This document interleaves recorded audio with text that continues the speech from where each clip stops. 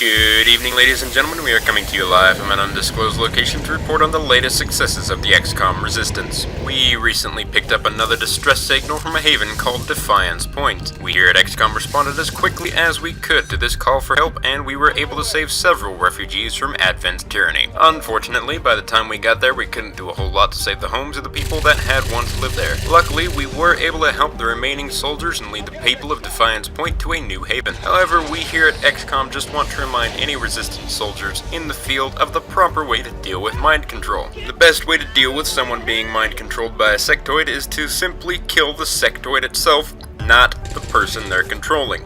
This ensures the safety of the person who is now your unwilling enemy and kills a sectoid in the process. The sectoid will always have to be nearby, and 9 times out of 10 you will see a bright purple line connecting to the sectoid. In other news, we did find and kill a faceless one at Defiance Point, and trust me when I say we'll have more information on how to detect them later. I just want to reiterate the importance of working together. No matter how bad things may seem, having someone you can count on in the fight against Advent will always make the difference in the long run.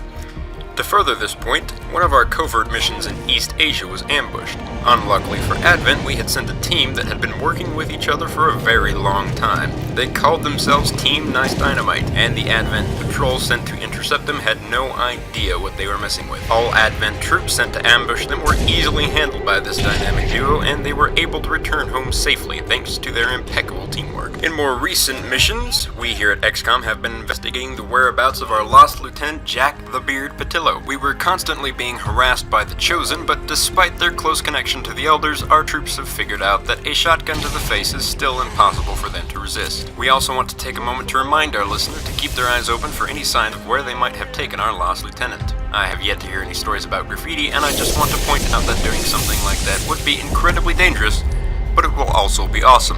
One of our recent successes that our soldiers are most happy about was an Advent supply raid that was about to turn sour when another Chosen showed up. This bozo was apparently a sniper that took so long to aim, our troops could give him the runaround with ease. According to several soldiers that were present on the mission, it was genuinely harder to deal with the psionic Advent priests he summoned than dealing with the Chosen himself. I've said it before and I'll say it again, as powerful as the Chosen are said to be, the Elders really made poor choices when it came to sending them against us here at XCOM. Well, that's going to conclude our program here for the night. Until next time, this has been Mystic with the XCOM Resistance Radio, signing off. I guess I